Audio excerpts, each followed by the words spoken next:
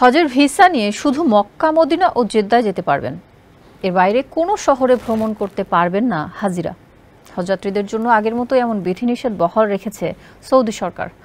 সৌদির হজ ও ওমরা মন্ত্রণালয় জানিয়েছে, হজ ভিসা শুধুমাত্র হজ মৌসুমের জন্যই বৈধ। তাই নির্ধারিত শহরের বাইরে ভ্রমণের জন্য এই ভিসা বৈধ হবে না। এছাড়া এই ভিসা দিয়ে দেশটিতে কাজ করা বা বসবাসও করা যাবে না। গলফ নিউজের প্রতিবেদন বলছে, এই বিধিনিষেধ লঙ্ঘন করলে সংশ্লিষ্ট ব্যক্তিকে নিজ দেশে ফেরত পাঠানো হতে পারে। তাছাড়া ভবিষ্যতে আর হজে আসা নিষিদ্ধ করা হতে পারে। এর আগে সৌদি সরকার জানায়, যে কোনো ভিসা নিয়ে ওমরা পালন করতে পারবেন বিদেশি নাগরিকরা।